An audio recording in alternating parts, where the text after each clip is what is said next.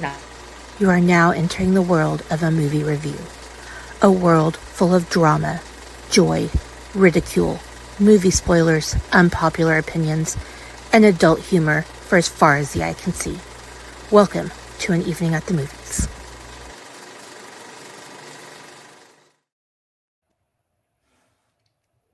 Greetings and welcome back to your favorite movie-based podcast. This is An Evening at the Movies. I am your excited to be here host, Casey B. And you know what? At the end of the day, I'm here because I don't want to miss a thing. But we'll get to that in a hot minute. But We are punny people on An Evening at the Movies, so don't shoot the messenger. So, if you could not tell from the smartass rim shot in the background, ew. or to the Rim shot. Don't say rim shot. whatever. You know good and hell well that there is nothing appropriate about anything that comes out of our mouths on any of our shows. So, anyway, joining us on the right hand upper corner of your screen, everybody's favorite co-host, who um, isn't as hobbly as she was last week, but Yeah. I'm hoping that's the drugs. Yeah, I am still in a significant amount of pain, but the drugs are helping a little. Got this pinched nerve, bulging disc shit going on. So I get to get a needle in my neck next week. I'm pretty excited. Not. Well, that's an interesting take on the fact that we'll also be recording another Razzie discussion next week, and you're probably going to need drugs to do that one. Yeah. Just saying, we'll get into that Oh my one God. and let everybody know what's coming up at the end of the episode, though. You saying rim shot like But that reminded me of that episode of Shrinking where Harrison Ford keeps saying raw dog. They're like, stop saying raw dog. He's like, no, I'll say whatever the fuck I want. They're like, no, it doesn't mean what you think it means. Highly recommend Shrinking if you guys haven't watched it. Very funny. I'm old. So, And then they tell him, and he's like, all I'll right. never say that again. We have a very special guest with us this week who also, Cassandra walked by the back of your screen. Just kidding. Oh, I was like, did she? I didn't see her. Hi. She'd have to walk through here first. We'll just make the joke saying there was another special guest on the screen. So, No, it's you. You're the problem. It's you. We are joined by everybody's favorite Papa Palpatine himself. Welcome back, Mr. Cole. Good to be back. Thank you.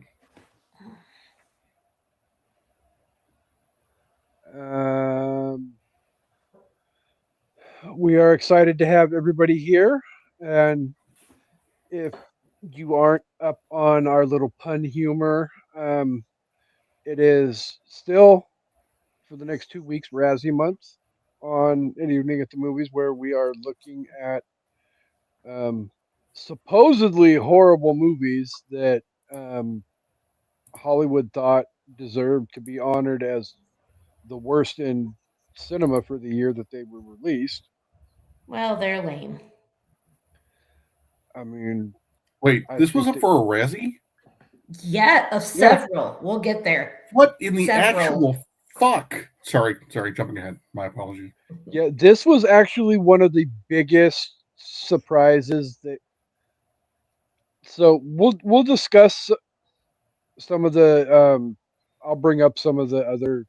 There was a couple surprises on the list of movies that were nominated for the Golden Razzie, otherwise known as Worst Picture of the Year, that really surprised me, and this was probably the biggest one out of all of them. Listen, Sandra Bullock won an Oscar and a Razzie in the same year. So, shit happens. Yes, she did. So, with all of that said, so like I said, it is the tribute to the Razzies, and uh, we started off the month talking about how Roadhouse is one of the worst movies in the world. I don't think I said that. Uh, Again, it's Hollywood, not us. Oh, okay. I Pretty sure don't. that movie. Pretty sure you, me, and Harvey, all three of us, shit all over Hollywood for that. But you know, it is what it is. Last week we discussed. Yeah, okay. Who's that girl? That one might be a little bit closer to being fully qualified for a nomination for a Razzie, but Fair. um, still. This week, though, we are going to be talking about the Bruce Willis, Liv Tyler, Ben Affleck. There, Classic. you can't just say it's one person in particular. I mean, the ensemble cast in this. Hi, Terry Ann. Um, it is one of the biggest successful ensemble casts that I can think of right off the top of my head. I'm sure there's probably bigger and greater, but This movie's I don't have all stacked. day to sit here. But yes, this movie is stacked 100%, and it Yeah. gave us the wonderment that is Michael Clark Duncan. So, and I don't care what anybody says, Michael Clark Duncan is a gem who deserved an Academy Award for The Green Mile, and Michael Caine fucked him in the ass. I said what I I said. mean, it's Get over it, Kane, people. but I agree with you. Wait, Whatever. which one did Michael You Caine win are. for? House of Cider Rules. Oh, yeah, that's right. Yeah. Yeah, Michael Clark Duncan should have had that for sure.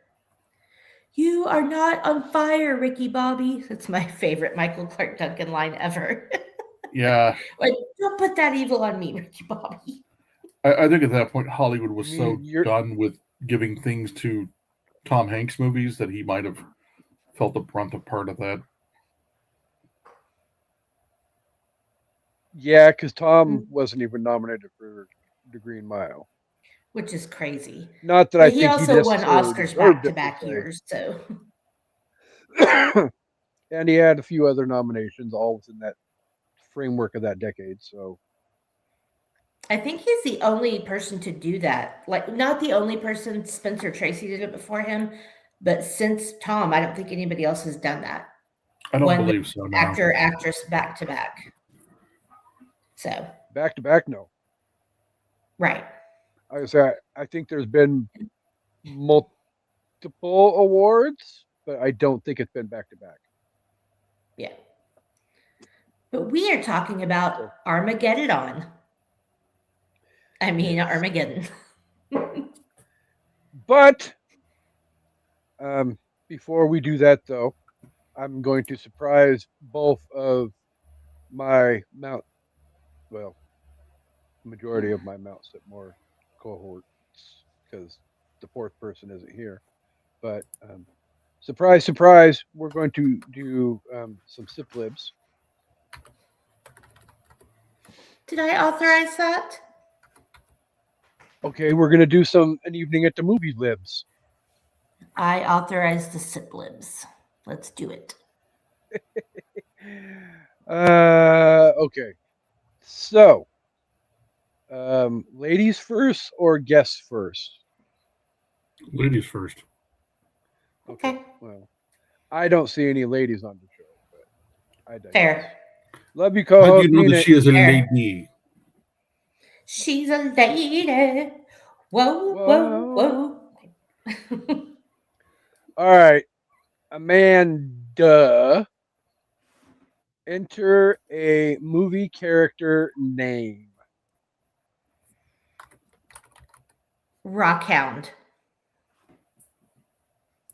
Because he's horny. He's a horny bastard, all right. Palpatine. Enter a TV character name. Uh, uh, Sam Beckett.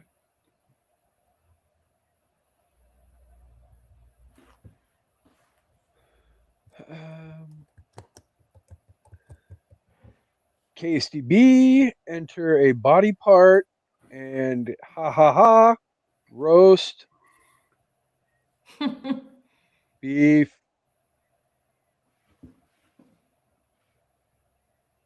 Curtains. Blech.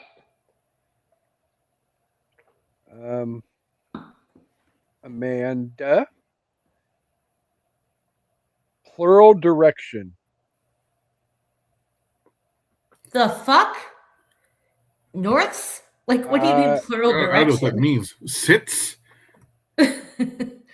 Yeah, I have no idea. And plural. there's literally not a random button to randomly fill in.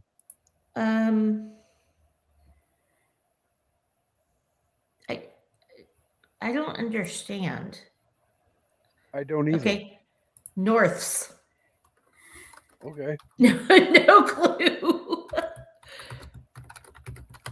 Which is probably going to end up screwing this all up in the long run. Oh, I'm sure. Yeah, but I because it don't know was what so random- locked down before that. Because I don't know what random direction means. Like a direction isn't one word unless it's northeast, south, or west. Otherwise, it's Outs? go do this. Right. Sit here. Go How was that there. a plural? Leaves? What the fuck? Exactly. We're going with Norths. Palpatine, enter a amount of time. Wait, does that have to be plural or No, it just says an amount of time. days?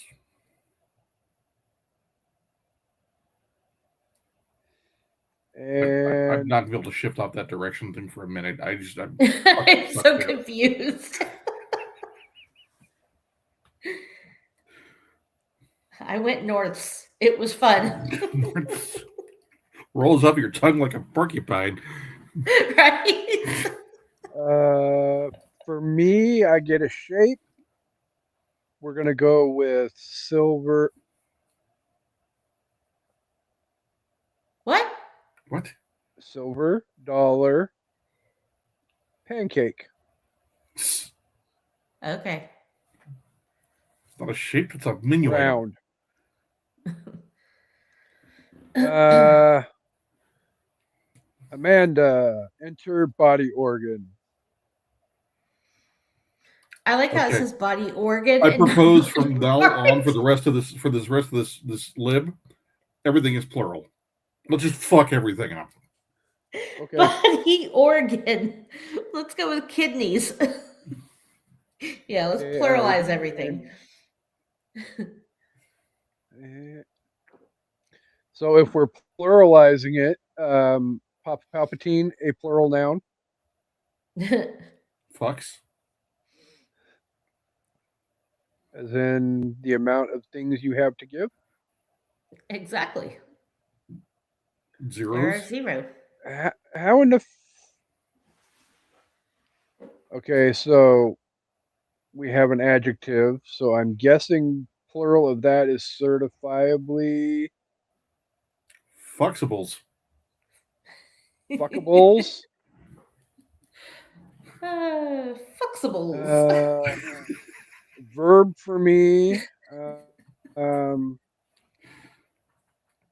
Ew, in the freezer section. Oscar Mayer Fuxibles. Fornicate. I was thinking And Huxtables. Well, most of them are on ice too. So. But Last but not least, wait, was that a rim shot? a verb. A plural verb for Amanda. Regurgitates.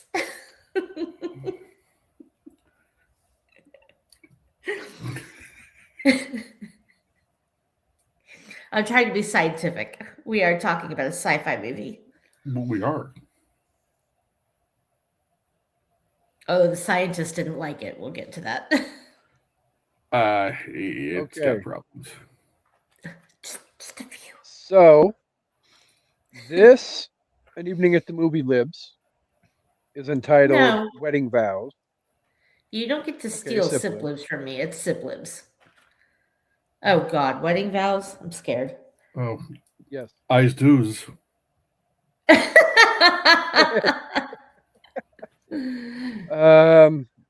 Okay. So, I, Rockhound, choose you, Sam Beckett, to be my spouse for life. They'd be a Together great we'll. team. Sorry. Okay, I think I figured out what plural direction means now, but we'll go with what Let's find until out. then. To get together, we'll face the ups and norths, always by each other's side. I offer you my roast beef curtains and my kidneys.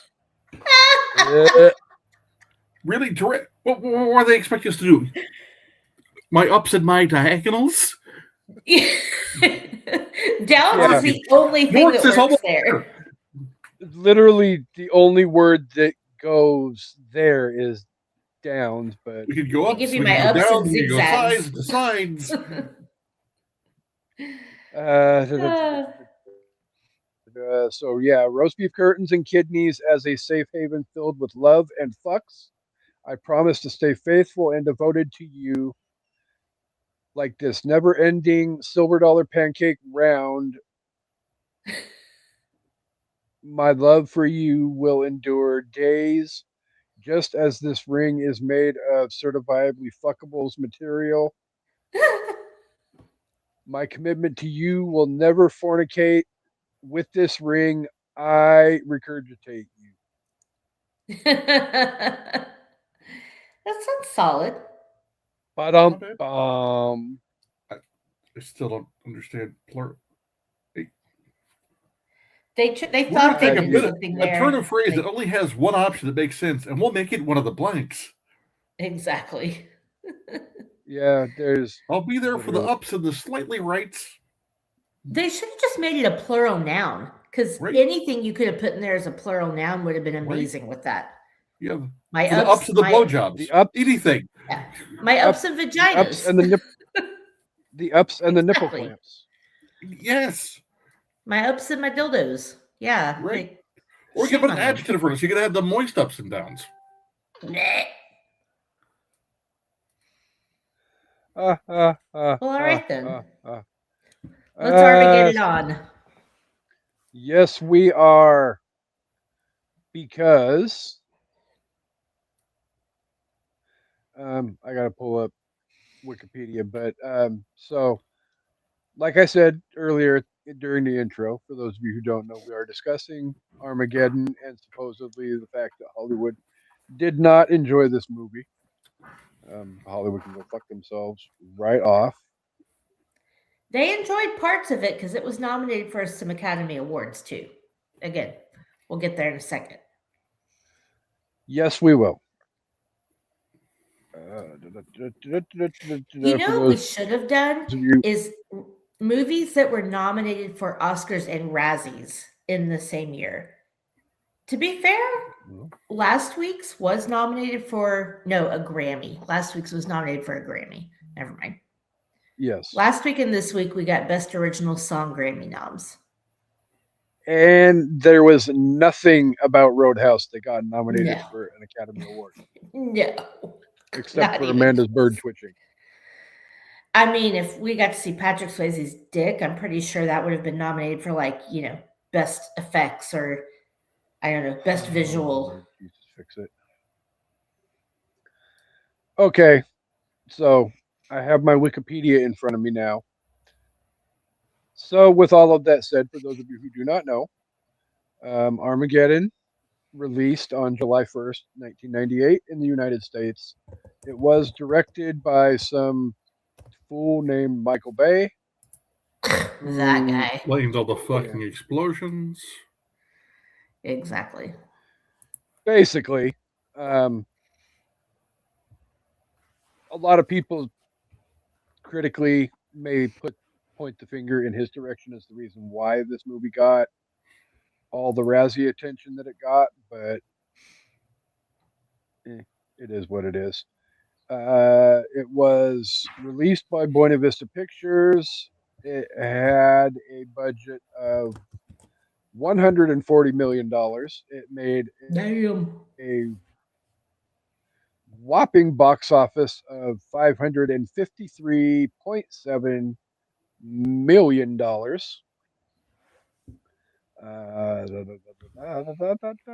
And if you have not seen this movie, for one, shame on you. Right? I believe it is not streaming for free anywhere. You'll have No. to pay the $3.99 and Unless rent it from Amazon Prime, unless you have AMC a Plus through special Amazon Prime, service. which I have. Yeah, but Yeah. I had to watch the edited version on AMC Plus. Mine wasn't edited. I think it was because it's on demand through the cable, as opposed to Oh, okay. subscription. I mean, I know everything that was cut out, so it's not a problem. But Oh, right. it's not as much fun. Like editing. mine, you I could mean, tell it's where the same thing. commercial breaks were supposed to be, but the Mhm. language and everything else wasn't edited.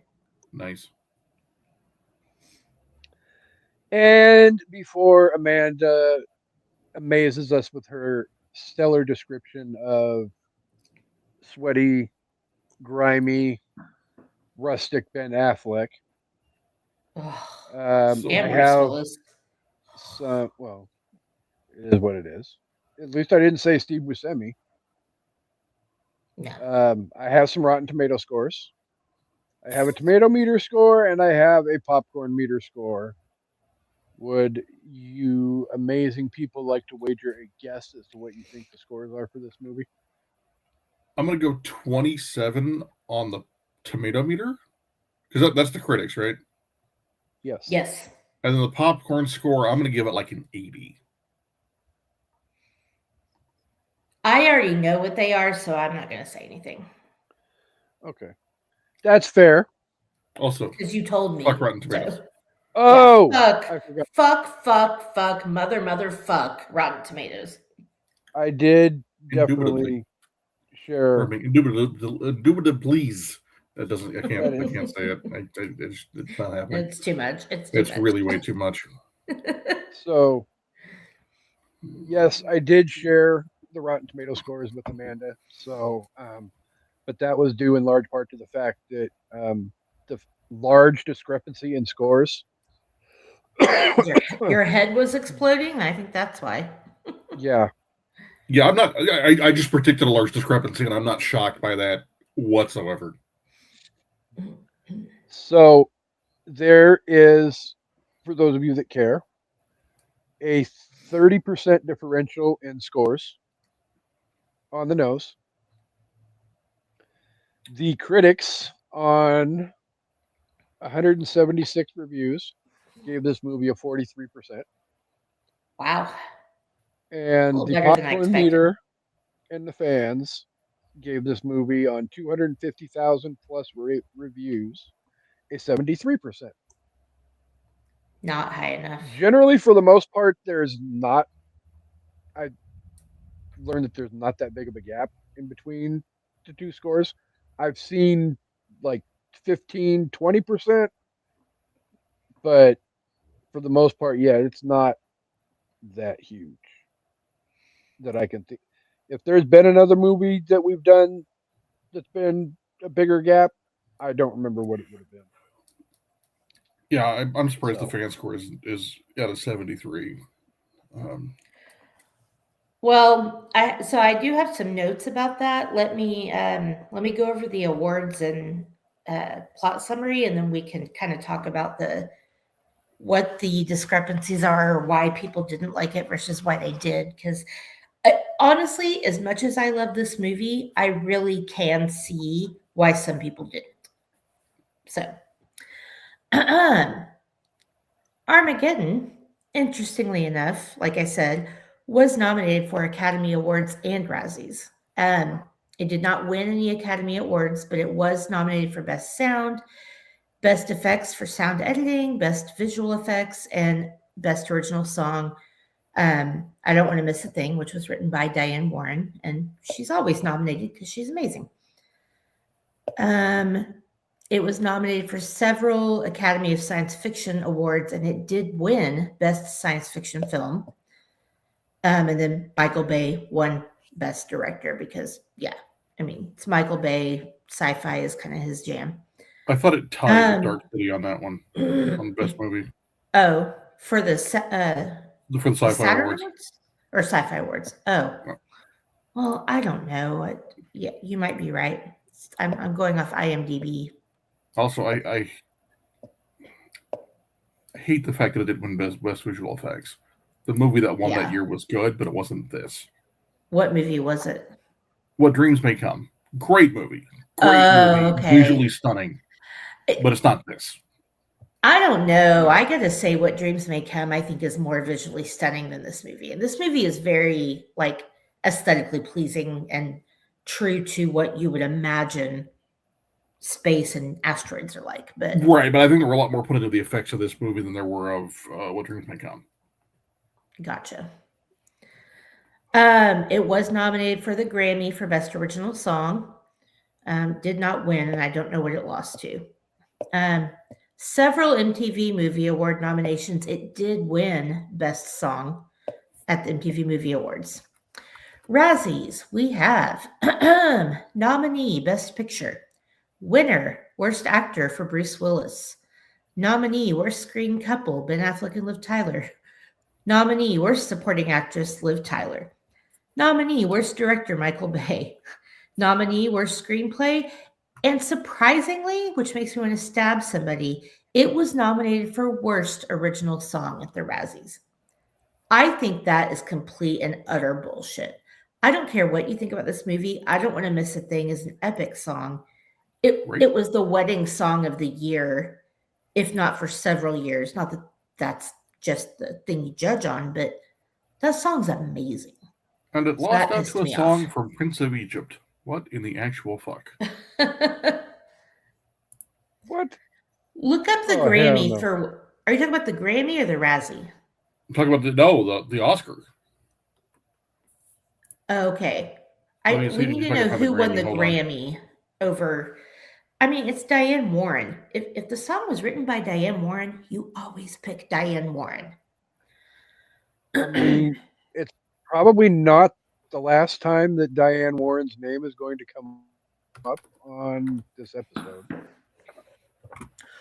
Well, while Chris searches that up, I will give you guys the breakdown in case you haven't seen this. Oh, again, God damn it. Yeah. What? The one about the fucking boat sinking. Titanic. Wait, yeah, no, My Heart Will Go On. I'm looking at the IMDb page right now. Best Song written that's specifically weird for motion because picture or for television. My Heart Will Go On won that year. But Titanic came out in 97 and Armageddon came out in 98. Yeah, well, it depends on when the Grammy does their cutoff for entries. That's fair because the Grammy cutoff, Grammy cutoffs are in October. I know that. Academy Awards go to like January. Yeah. So that's bullshit. I mean, again, another epic movie. Like My Heart Will Go On is a fucking epic song, but okay. Spider-Man. So again, if you haven't seen this movie, you must have been living under a meteor somewhere. But oh, I see what you did there. Yeah, thank you. I cracked myself up. Armageddon. When an asteroid threatens to collide with Earth, NASA honcho Dan Truman determines the only way to stop it is to drill into its surface and detonate a nuclear bomb. This leads him to renowned driller Harry Stamper, who agrees to helm the dangerous space mission, provided he can bring along his own hotshot crew. Among them is the cocksure AJ, who Harry thinks isn't good enough for his daughter until the mission proves otherwise. Cocksure. Who writes this shit? It's a cocksure. I think that was I say AI. the only cock that Amanda wants referenced when it comes to AJ is Being head sure and cock strong. yeah. I want the whole thing. So, can I ask a question? Sure. So, Are you it, cocksure though? in this, Yes, in case you may go to the No. bathroom. Thank you for asking that. you're welcome.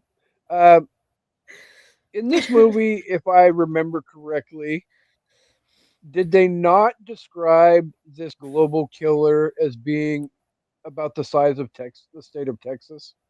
They More proof that did. Texas is bad. Yeah. But also more proof that Texas is So, fucking huge. with that said, so drilling 800 feet into the size of the state of Texas and then detonating a nuclear bomb is going to split the meteor in half? Well, sure, if you do it in whatever is the middle point, If you do it at a why fault wouldn't it? line, yeah.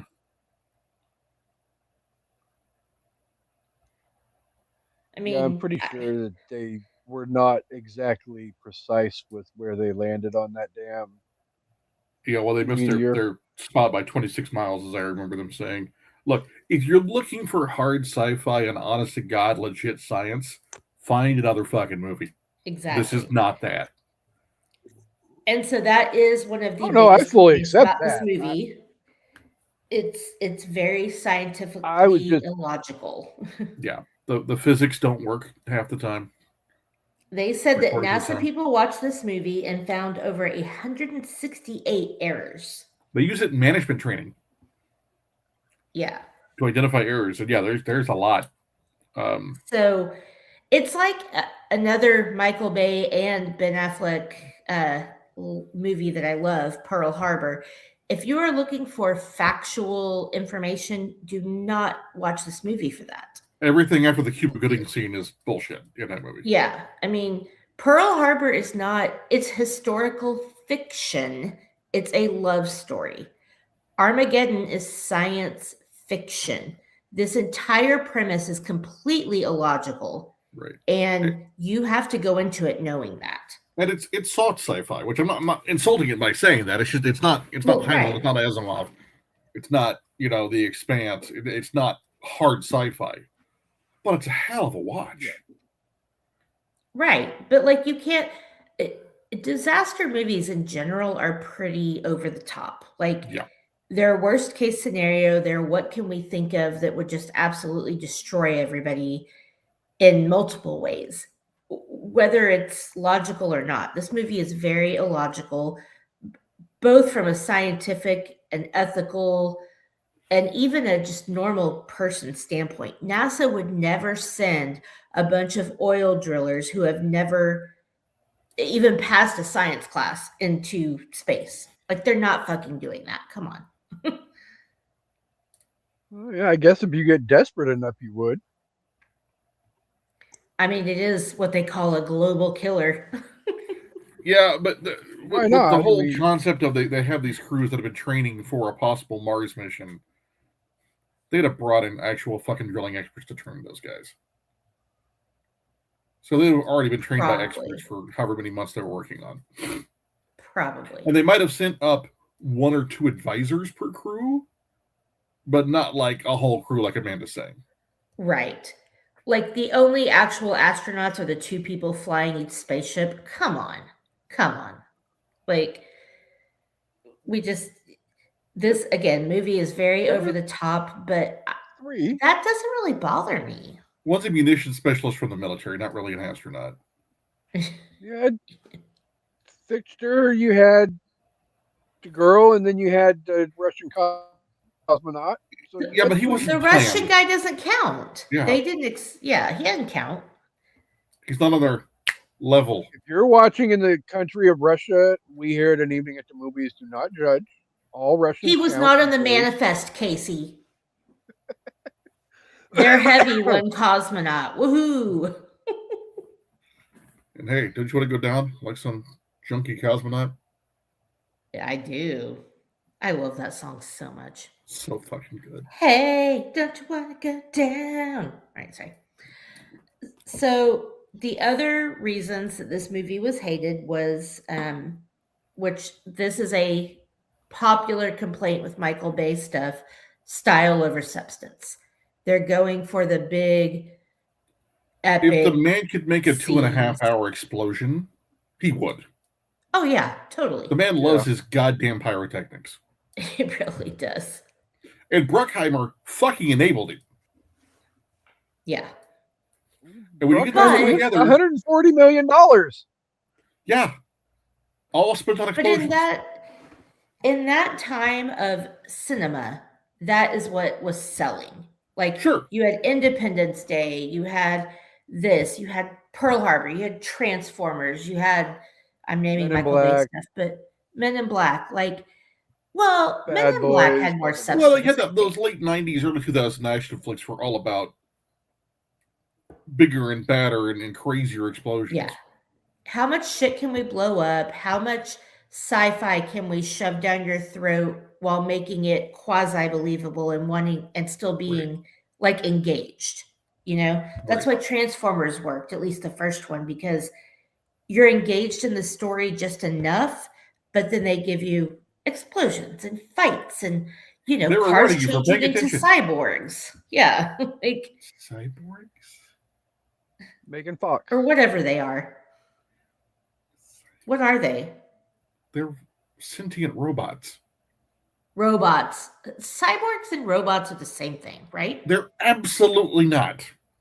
Oh, okay. I thought they were. Cyborgs are like the thing with the one eye in the middle of their forehead. That's a Cyclops. Oh, Jesus Christ. We are so off the rails at this point. Cyborgs are augmented human beings, normally with like metal limbs and shit. Okay, I think it's safe to say at this point, this discussion is going to be clipped for. I just spit my drink ever. Tell me with your nose. Tell me you snotted that shit out. Oh. Okay. Cyclops. Oh my God. I'm tired. And there's no so fucking sorry for people who had to see me spit champagne all over my computer screen. Really, a lot of people said you'd be a spitter before. Oh, yeah. All right, talk amongst yourselves while I get something to clean off my drink. Well, did she really just say, "Don't move, I'll go get you a towel"? Yeah. Hey, I've said that a lot. Oh my God. That is probably one of the funniest moments that I will never live down for the rest of my life. Okay, I need you to cut that up. Just her spitting out, because I knew that was a reaction chip. Just use fucking wherever. I can almost guarantee you that when we get done and StreamYard generates the clips for this episode, I think I peed a little bit. It's probably going to be in there.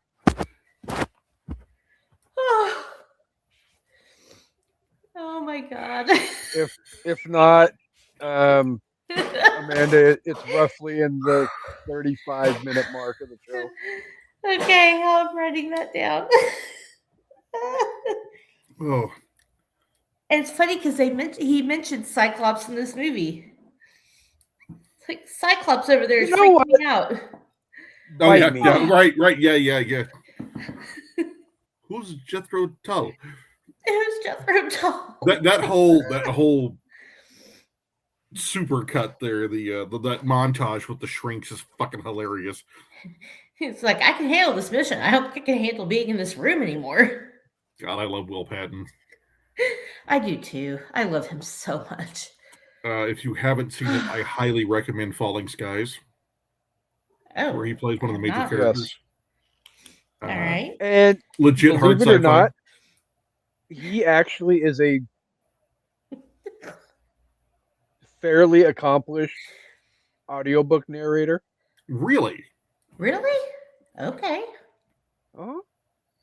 What has he narrated? Because I'll listen. A handful of Stephen King books that I know of. Okay. I've got a bunch of them on my Audible. I'll let you know which ones after the show. But he's not bad at all. I would put He's got a him very at unique voice. Yeah. It's very soothing to me. Like it could So like really relax me. so I would put him honestly at number 2 for narrating Stephen King audiobooks of my favorites. My favorite one being Michael C. Hall, who narrated Pet Cemetery. And then You know, Will Patton for the handful of stuff that he's done. Campbell Scott narrated The Shining, and I actually really love it. That's what I need. He's in my top 5. I need a gig doing the voice recordings for like romance novels. Oh yeah, really slutty ones. Yeah. You and your movie phone voice? Yeah. Close. Yeah, baby. Lord. Stick your tongue right there. Slap me hard, daddy. I like it. Oh, Jesus, fix it. You would. His eyes went dark with burning lust. Ooh. I just can't. I have an. Okay. Oh God. Instead of spit all over the screen. I should have spit all over the screen. That was great. We are so done here. This episode's fucking derailed. Quick, Casey, you're the host. Get us back on track. At this point, I'm not sure I even am skilled enough. My fine cyclopean colleague. Yes. Okay, the sad thing is here in the next 2 weeks, An Evening at the Movies will be 5 years old, and I don't think I'm professional enough to be able to rescue us from the abyss that we have sank into in this episode so far. My keyboard is all sticky now. I have a very important question for you guys about this movie. Or Cyclops. in general, actually. Animal crackers. Are they a cracker or a cookie?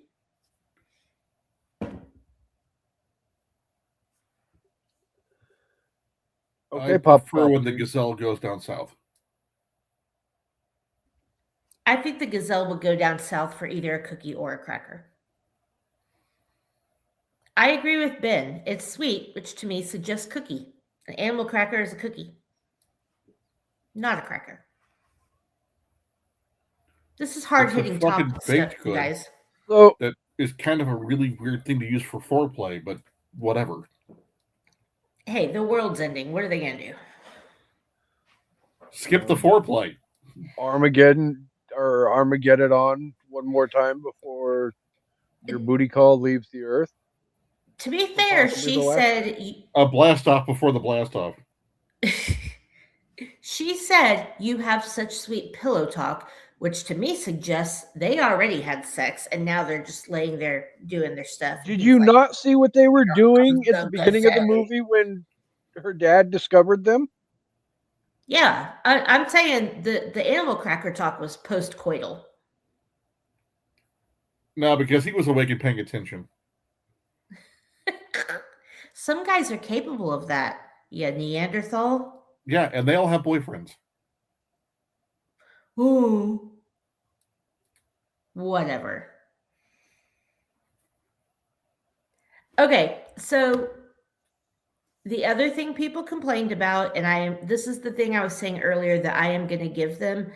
The other stuff I'm kind of like, I forgive all that because I expected it going into this movie. It's not going to be real. It's not going to be full of substance. Like, that's fine. The other thing that people really hated was the cheesy dialogue. And I get that. It's got some bad moments. He's got space what happens if I kick you in the balls real hard?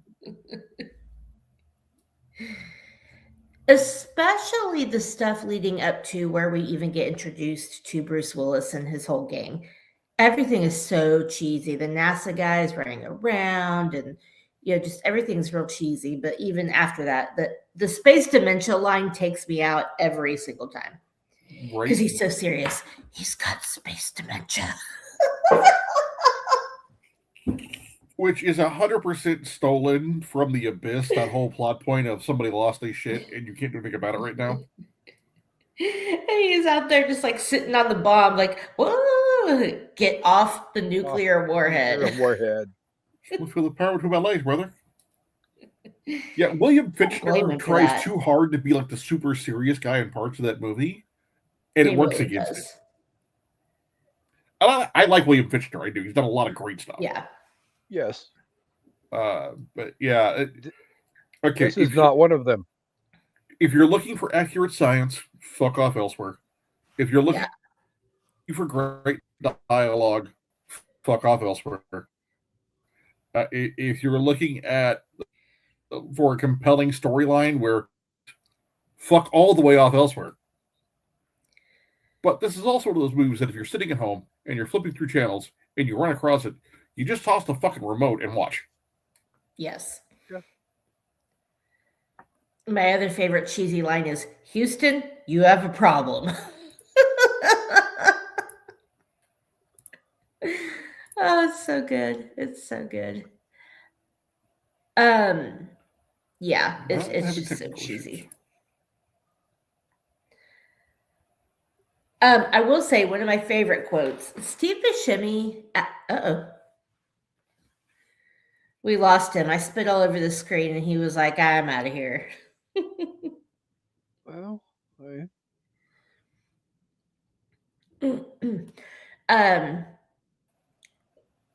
Oh, there he is. One of my favorite lines, like I said, Steve Buscemi has just some great like one-liners, but I love when he's like, we're sitting on 4 million pounds of fuel, one nuclear weapon, and a thing that has 270,000 moving parts built by the lowest bidder. Makes you feel good, doesn't it? I always hit the whole lowest bidder thing because everything that you touch, drive, live in, whatever, was built by the fucking lowest bidder. Yeah. True, but I think when you're going up in a spaceship, it hits different. Ask the astronauts in 1986 if it hits differently. Rude! Yeah, that was a lowest bidder thing. That was a bad quality control thing. That was just a bad thing all around. And now that I think about it, I thought it was really tasteless that they did one of the scenes, I forget which scene it was, at the Apollo 1 pad where the plaque was. Oh, where Harry and Grace are talking? Yeah, I thought that was kind of tasteless. I mean, yeah, give those guys their flowers. Definitely touch on the tragedy there, but that's not the scene to do there. Yeah.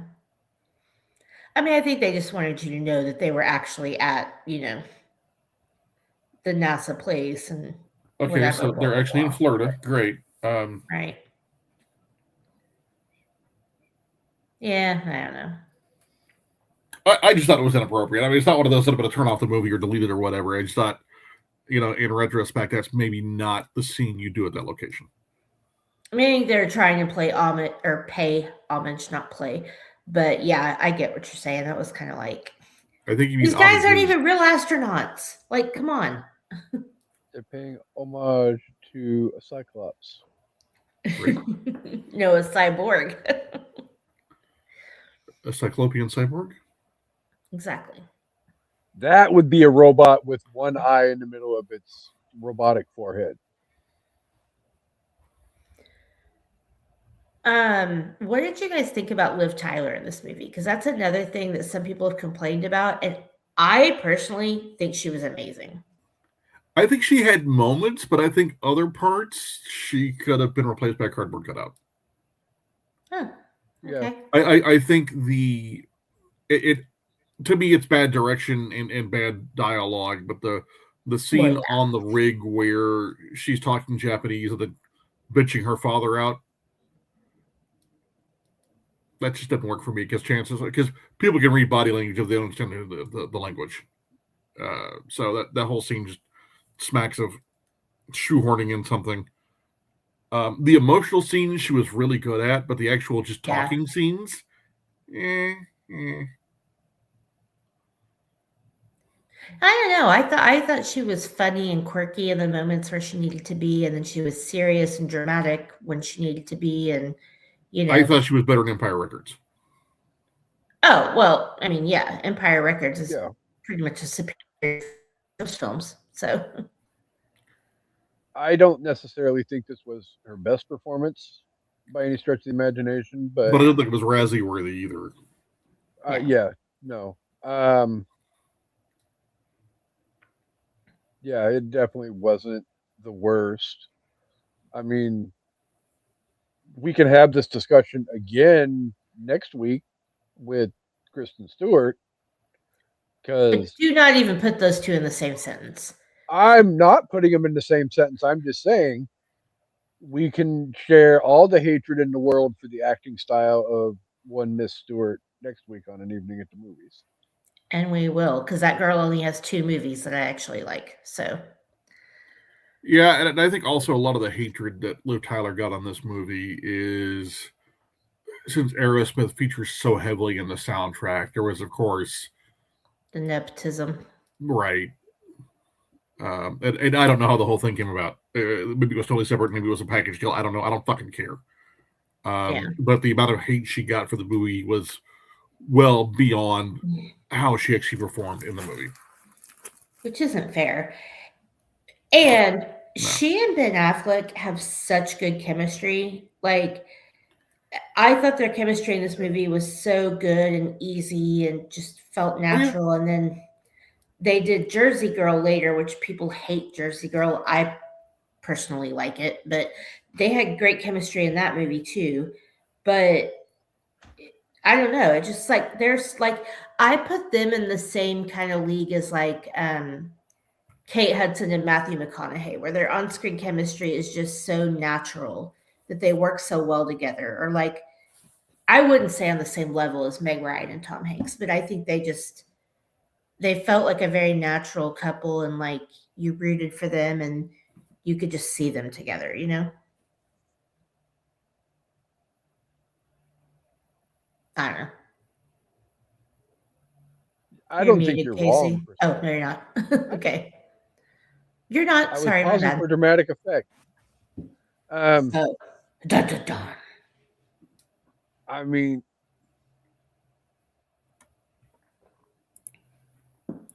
again, I've seen this movie several thousand times. I don't know if it's 1,000, but a lot more than I can count. We'll just leave it at that. And, as we were rim watching it yesterday, Cassandra mentioned that she had only seen it all the way through a handful of times because once again, sometimes you just flip a channel and it's on. You just toss the remote and finish the movie from where it's at. Yeah. And it's just one of those movies. It's a great popcorn movie. Well, and the scene I was getting ready to make reference to, though, generally always will come after you turn the movie on and toss the remote and you have to sit through it. But I mean, hats off to Liv Tyler for being able to pull off a scene that can emotionally touch somebody's heart and soul after 50 times of seeing the movie over and over again every damn time that you see that movie. I don't care who you freaking are. When Harry looks at that damn screen and tells Grace, I gotta go, and yeah, my brother has appropriately described this movie as a chick flick for guys. I could see that. Yeah, there are so many beautiful tearjerker type moments. One of them ruined by the horrible piece of dialogue, your boyfriend's back. Oh God, I know. I get what they were trying to do. That was just horrible fucking writing. Yeah. But there are so many. The bit with Harry and Grace, the bit with Harry and AJ, the bit with AJ and Billy Bob Thornton's character at the end. Yeah, Truman. Yeah, fun fact, I've said this before, but for people that don't know, I saw this movie on a first date. You This mentioned that, yeah. this was one of those July 4th weekend release movies, and yeah, I went with this guy I'd been friends with, so we knew each other. It wasn't like we'd know each other, but it was our first date, and I got teary-eyed and started crying a little bit at the whole, Grace and Harry talking, and she's like, I am like you and I love you and all this stuff. And I'm like crying a little bit. And then you get the AJ and Harry scene, and I am just sobbing. And then I'm starting to stop crying. And then you get AJ with the patch. He's like, Harry wanted you to have this. And then I'm sobbing all over again. Like, I cried so hard during this movie. I was like, this dude is never going to call me again. He's going to think I'm a psychopath. But we dated for 3 years. So Not wrong. No, and he's glad He you were wasn't too sobbing because it scared. was masking him getting all sniffly about it. Probably. I also saw an interview recently. So Ben and Matt have been doing a lot of press for The Rip, which was pretty good. We watched The Rip. It was pretty good. But Ben Affleck told a story I'd never heard. He said that during the day that they filmed that scene, that scene, the whole switching out who's going to stay on the asteroid. The food poisoning? Yeah, that he had food poisoning. Now, I'm going to go on record as saying it was probably a hangover, knowing Ben Affleck, but either way, he Like said the he was Jordan vomiting flu? between takes. Yeah, exactly.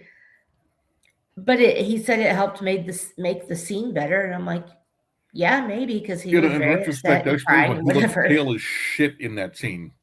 Yeah, because he was vomiting between Motherfucker takes. is method as fuck.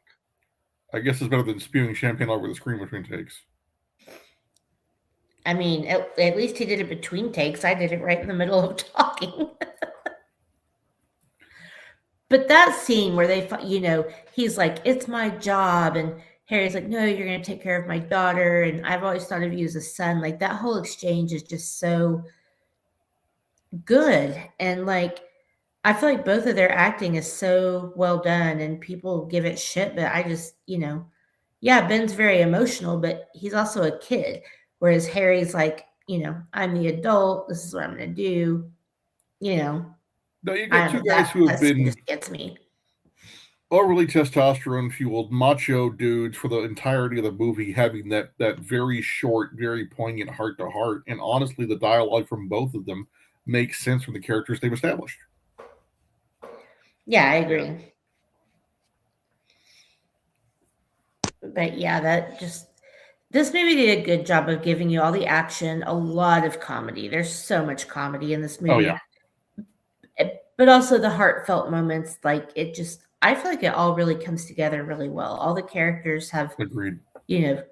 These great one-liners and great chemistry together, and just, I don't know. I get some of it's cheesy, but I don't get the hate to the level that it has. I just don't. And pretty much everybody on the crew gets a moment to shine. Yeah.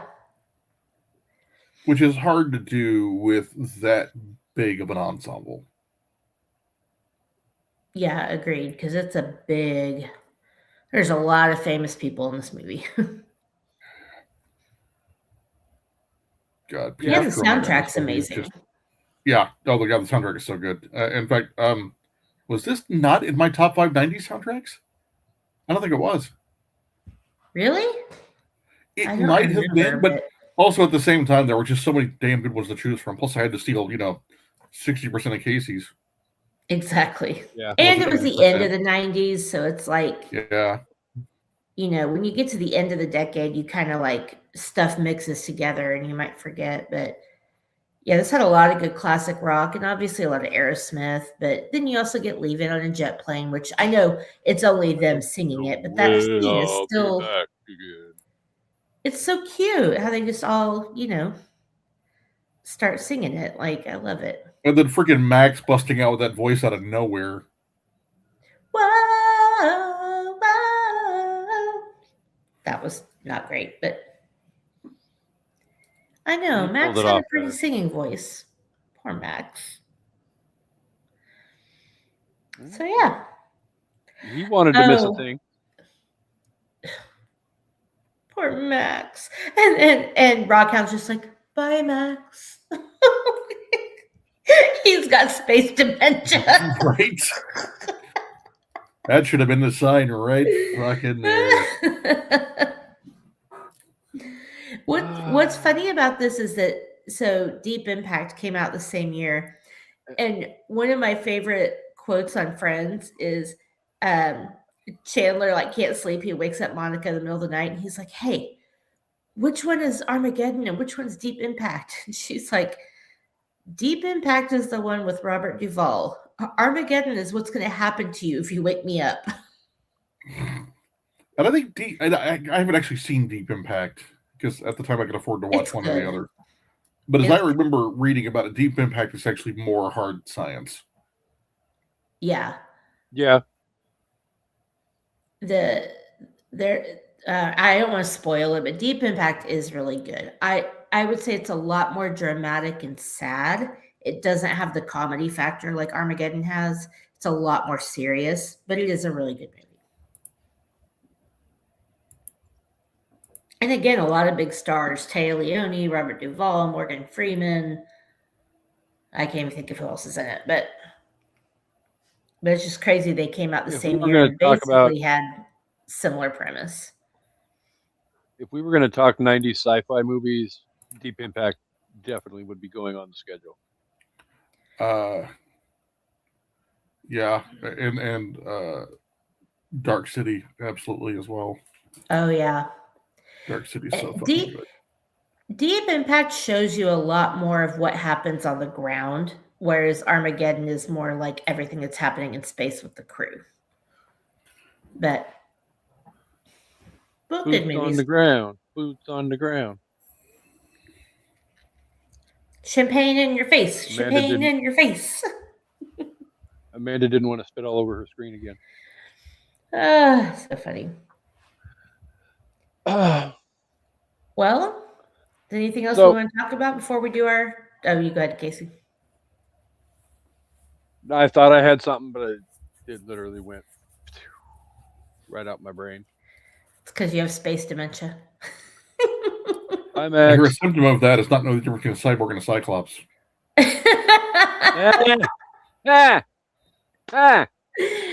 Houston, you have a problem. And the fact that they echoed it, like they really put so much emphasis on that it echoed. I was like, come on, you guys. Houston, you have a problem. Amanda. Problem. What? I said, make your peace with God, Amanda. Oh, yeah. It's all fun and games if someone gets shot in the leg. Oh, one of the quotes I was going to say that so first of all, George and I quote this movie a lot. Like we really There's do. a lot to quote. Yeah. Yeah. But one of the things I adopted from this movie that I say all the time is, I'll give you 2 guesses, but you're only going to need 1. I love that so much. He was like, and I don't know why I've adopted that into my vocabulary, but it's just one of my favorite things to say if the opportunity arises. And that whole thing highlights that Harry's actually a shitty leader. Because I shut down number 2, and you find out later why. Because he expects everybody to just follow him like he's, it goes God, Harry, and then the rest of the crew. As opposed to me, it just said, hey, I shut down number 2 because the valve is fucked up right now. You could have saved a lot of heartache. But no. He decides to lead by fiat. He's a shitty leader. He just wants to be a boss. Yeah. Yeah, fair. Yeah, he's a boss, not a leader. Yeah. Yeah, Harry's not here right now. We're on that rock. You got to listen to me. And so AJ is very much adopting that until they kind of both figure their shit out. But yeah, I always say I'll give you 2 guesses, but you're only going to need one. I mean, we could probably do another full episode alone on just quotes from this movie because It's so quotable. that's how fucking So quotable quotable. this movie is. Very. So top fives. That looks like you with breasts. Yeah, top fives. Chris, you want to go first? Absolutely. So this is the top 5 times that inanimate objects have almost become characters in the movie. Nice. Number 5, the asteroid from Armageddon. Fair. Number 4, the Ark of the Covenant in Raiders. Oh, okay. I did not think of that one. I didn't think of that. Number 3, the briefcase in Pulp Fiction. Oh, I didn't need that. Yeah, that was Number 2, the One Ring. What? The One Ring. I thought that was going to You be your called it. number 1. Casey told me what you were doing, and I thought that was going to be your number 1. I'll do my honorable mentions before I get to my number 1. The 2 honorable mentions I've got are the tattoos from Memento. Oh. Okay. And the golden snitch from Harry Potter. Oh. Okay. That's and fair. my number 1 time an inanimate object almost became a character in the movie. From the movie Stone Cold, Brian Bosworth. What about Wilson? Never seen it. You've never seen Castaway? I've never seen it. Somebody ruined it for me, so it was like... I'm also not the biggest Tom Hanks fan. It's not. If I had champagne in my mouth, I would have spit it all over the screen again. Wilson! Okay. Well, I would have made Wilson my number 1 for sure. I guess that's fair. What? No love for the Brian Bosworth? Calm your heart rate down. That was funny. Also, that movie is so fucking bad. Holy shit. I haven't seen it in so long. The only good line in that entire movie is Lance Henriksen, who they wasted in that movie, say, remember the last thing my father said to me? He said, I'm going to let you finish that. Last thing my father said to me, he said, don't, son, that gun is loaded. Oh my God! You're welcome. I saw you taking that gulp, and I'm like, her camera can't take another one of those. Cycle.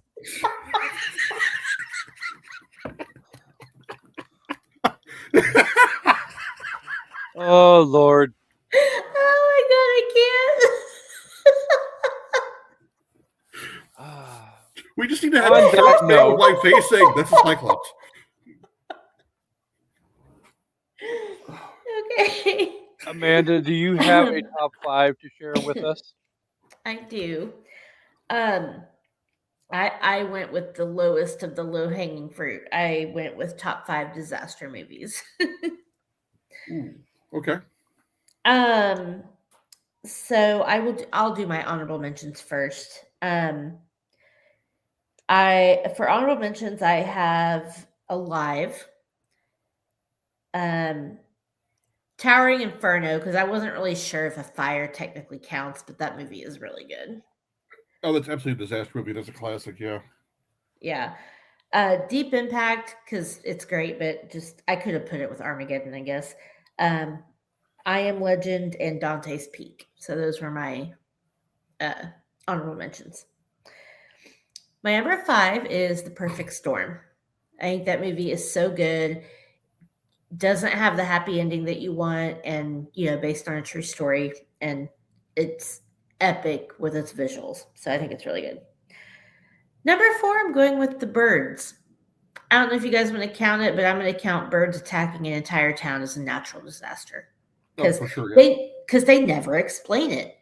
Natural being living and disaster being 1.5 million birds attacking a freaking. Well, exactly. And it's not like Maximum Overdrive where they tell you it's like an alien thing or a comet thing, or it was a comet, I guess. The birds, you have no idea. So 3, we're going with Titanic.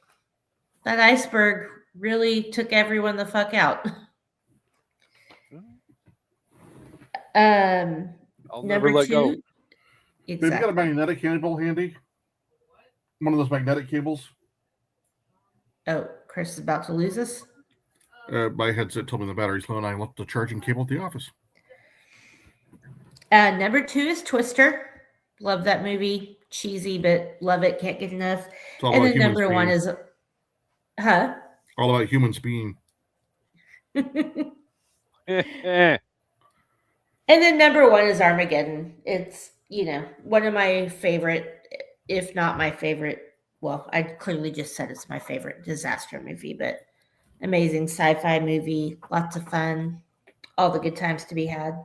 I would also There you highly go. recommend on that list the Poseidon Adventure, the original. Oh, yeah. So I almost said Poseidon Adventure, but since I said Titanic, I was like, but yeah. Poseidon Adventure is great.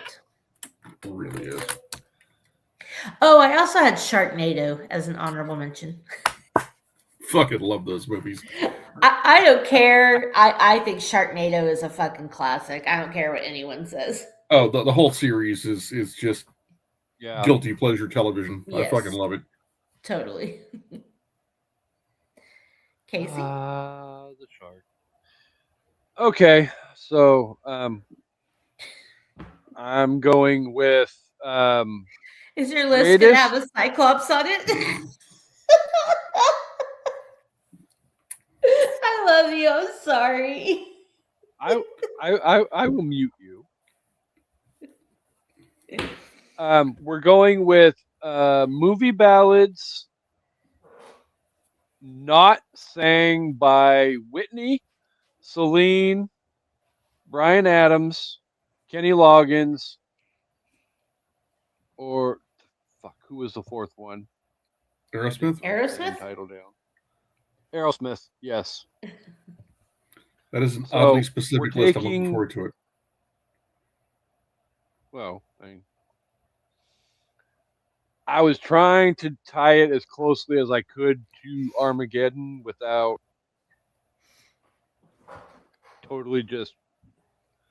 I mean, if you add those 5 in, that's probably a top 5 list right there. I mean, Kenny Loggins Just is saying. top 5 all by himself. Right. So I get it.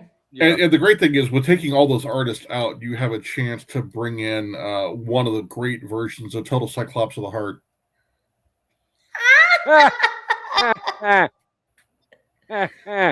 Yeah, well, 1 + 1 + 1 + 2. It's 2 plus 2 plus 1. No. Yeah, no. Well, 1 + 1 + 2 + 1, not 1 Two. + 2 + 1 + 1. That's it. There you go. yeah, well, I digress. So, okay. So I do have a fairly decent sized list. I'm not gonna. There, honestly, after I took those 5 out, was so many more options that I could have put on there. It's like I'm not going to go all the way down and just start putting all of these on my list because we'll be here for fucking ever. But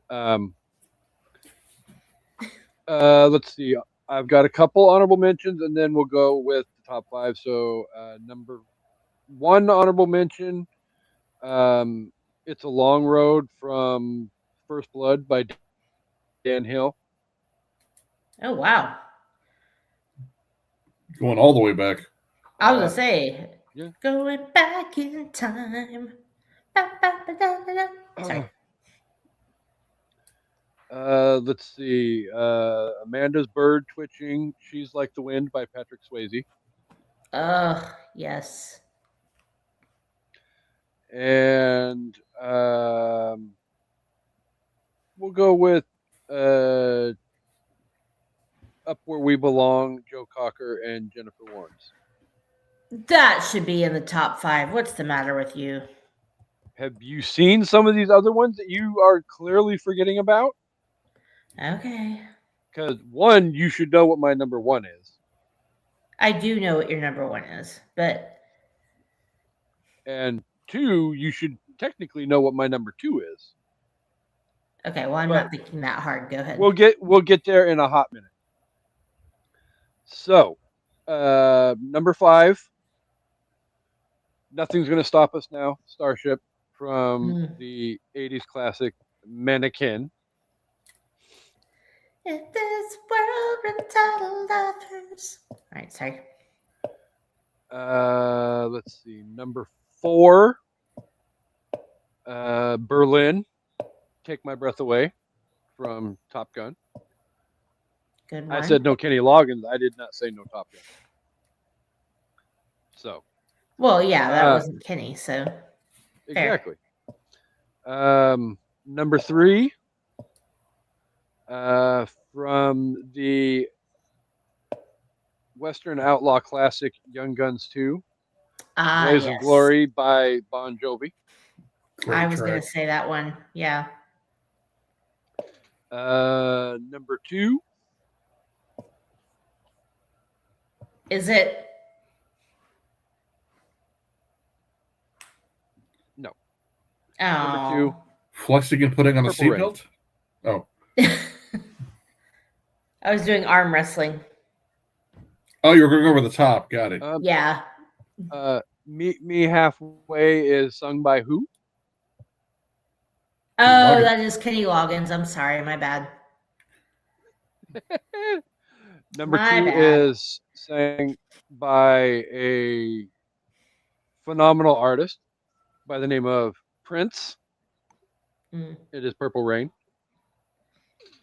And son of a bitch, I ended up leaving off one that I wanted. It'll go onto my honorable mention list. But number 1, Amanda, would you like to guess what my number 1 is? I mean, I know that it's from the Karate Kid too. Oh, well, there you go. I guess you did know.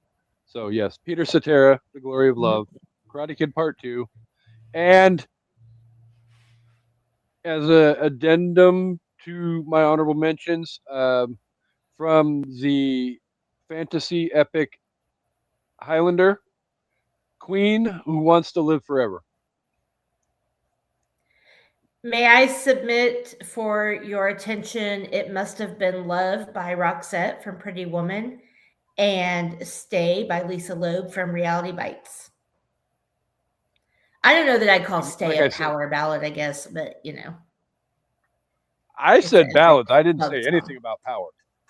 Okay. I'm really shocked So- you didn't go with They Can't Rain All the Time. Son of a What bitch. movie? The The Crow. That's right. If you notice my list, I do believe most of that came out of the decade of the 80s. Yeah. Purple Rain. Also, Karate Kid 2, Also, Top Duel of the Gun, Fates. Mannequin. well, I was going to say Yeah. Crazy for You, Madonna, Vision Quest. But yeah, Again, there's so many good like I ones. The list of great ballads from movies is so freaking long and distinguished. It really Like my is. Johnson. Yeah. Like, I feel like, I mean, just on the list alone that I didn't name, We Don't Need Another Hero, Tina Turner. John Cafferty, Hearts on Fire from Rocky 4. Rocky Hashtag- 4, yes. Rocky 4, another one of those movies that was nominated for a Razzie that I don't feel was just. Whatever. Tiger. Rocky 4 is the second best Rocky movie. Eye of the Tiger's not Exactly. really a It's love song, though. not No, but it's a- deserved to be Valid. Okay. For Your Eyes Only from Bond. That Bond let's movie. It's called For Your Eyes Only. I was going to say, wasn't it the same name? But Against All Odds. Oh, God, Against yeah. All Odds. Such a great you also So- got Bonnie Tyler, I Need a Hero from Footloose. I need a hero. Arby's had the best ad with that. Yeah. I swear that Bonnie Tyler, I Need a Hero track has been in so many things, and it's such a great track. I'm sure. Arby's banked off that, and it was one of my favorite commercials. I need a hero. I want a euro, goddammit. I don't, because I don't like lamb, but I like Arby's. You can get I like chicken. roast beef. So you Yeah, should there's try shawarma, which is a lot like a gyro, but normally different meat. okay. I'm not a lamb Okay. person, so So those all right. were great top 5 lists. So if you find in movie enthusiasts would give this movie a rating out of 5, what would you give it? I don't care what anybody says, and maybe it's nostalgia, maybe it's my love for Ben and Bruce and whatever, but I think this movie is fantastic. Yeah, are there inaccuracies? Yeah, are there cheesy lines? Whatever. I'm here for it. Um, I'm giving it 5 out of 5 NASA astronaut patches. I didn't need that tearjerker at the end of the fucking episode. Thanks, Amanda. Sorry. So to knock Harry on to wanted what you to have this. Amanda said, like, and I don't know how much of my tirade was caught earlier, so I'm going to reiterate part of it. If you're looking for hard science fiction and accurate science, this ain't it. If you're looking for amazing dialogue and great character development, this ain't it. Yeah. If you're looking for a fun to watch, popcorn munching, hope you have a pause button because it's 2.5 hours long and you might have to go pee during it because you don't want to really skip any of it. Fuck, I'm going to say it. You don't want to miss a thing. I was trying to not say it, but goddamn it, I can't not say it. If you're just looking for a good time and you're looking for a compelling story with compelling characters that are mostly believable, this is a great thing.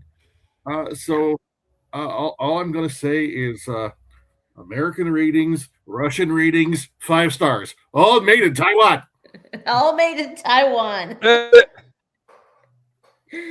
We're not done with the Oh my American security at God. Toys R Us. It was going to be that or 5. What is this? Like an ice cream scoops? Yeah. And what did this cost? $400? Now I feel bad because we really didn't take time to appreciate the Russian cosmonaut. He was I tried to mention so Lev, funny. and Lev is just I'm sorry. yeah. Lev should have gotten a spin-off movie. Yeah. Well Yeah, played. All really made in should have, Taiwan. because John Abruzzi. Well, John Abruzzi from Prison Break. That's not his real name, but yeah, Oh, God. he I was love Prison fucking Break so hilarious much. in this movie. Yeah. Like, I hate the fact that it took over half the movie for them to get to the damn space station so that he could become a part of the damn cast. So, but yeah, like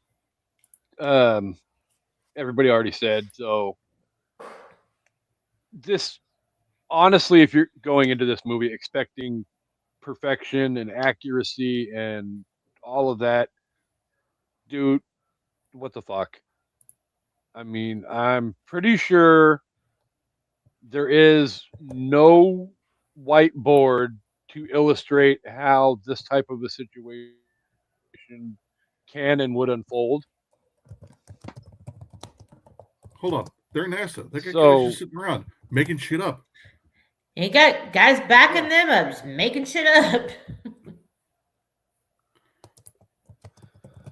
So, but yeah, it's purely an enjoyable movie that, like Chris has said numerous times in this episode, if you're flipping through the channels on the TV and you come across this movie, you're tossing the remote aside and you're going to sit and finish the damn movie because it's that enjoyable.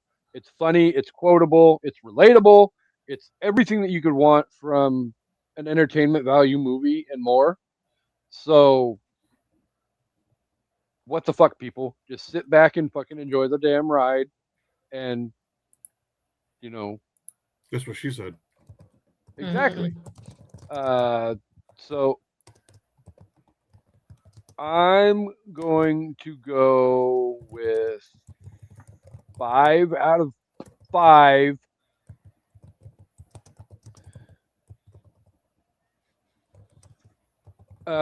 Texas-sized broken asteroids.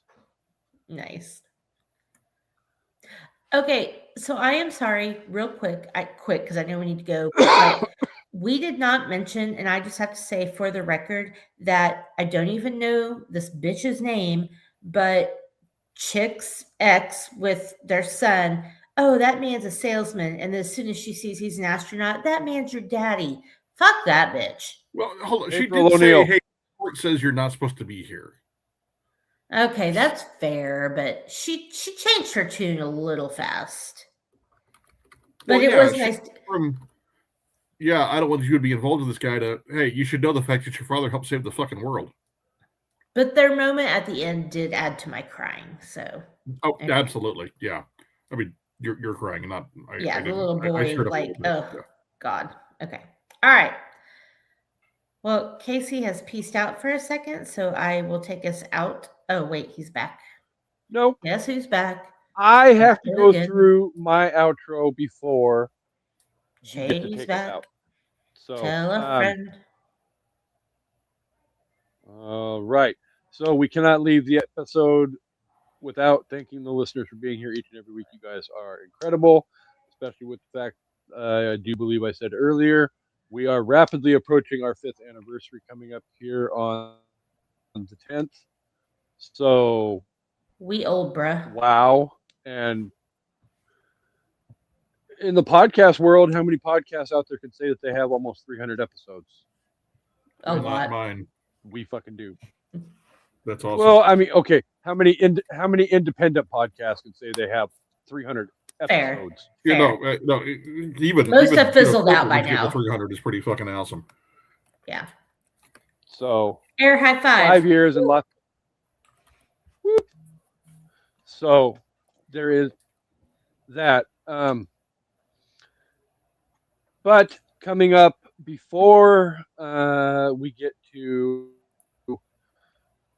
the anniversary, though, we have one more Razzie tribute episode to get to.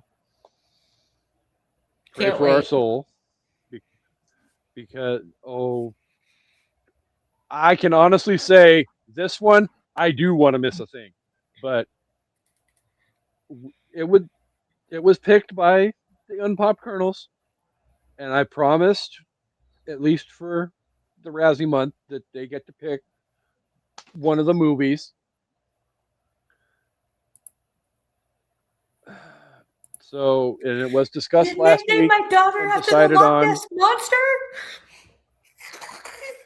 Yep. I can't wait for this. Was brought up and agreed on by both Amanda and Brandy that next week we will be discussing not only the one that the listeners picked, but we will talk about the first part of said movie as well. And we will talk about both halves of Breaking Dawn from the Twilight series. I'm getting my hair did that day, or else I'd absolutely love to join y'all.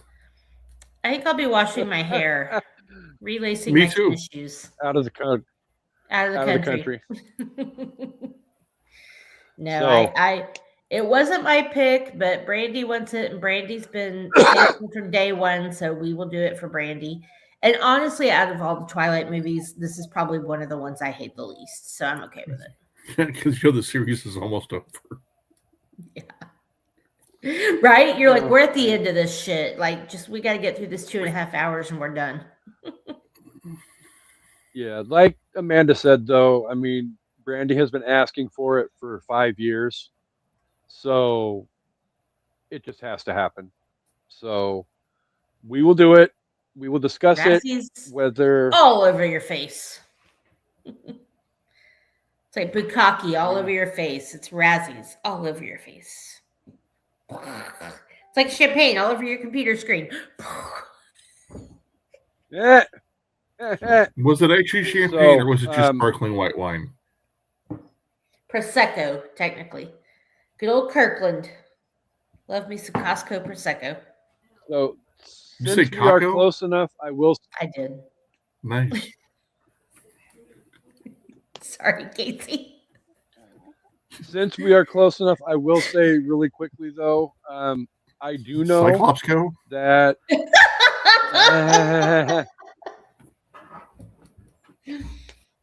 I do know that in February we will be discussing slept on 80s movies.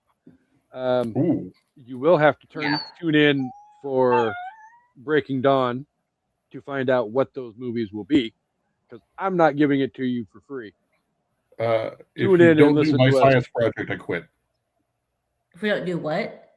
Oh my god! My science Oh my project. god! That movie is so fucking great. Oh, man, Howard Hesseman you just know how rocks hard that shit. I have interchanged my two choices so many times, and I actually think I'm about to do it again. So we'll see. But there's of Okay, course Night we'll of the give Comet. you So one. we can discuss after I hit end stream. We will Okay. discuss the movies that are probably going to get swapped out because, yeah, Fisher Stevens is a fucking gem in that movie. So, but anyway, what was it? Up and coming actresses in March, and then buddy cop movies in April as well. Yes. All right. So, oh Lord, I just saw your message. Yeah. So yes, lots of I've great been stuff begging coming for up. that movie forever. So stay tuned. Well, not as long as Brandy's been begging for Breaking Dawn.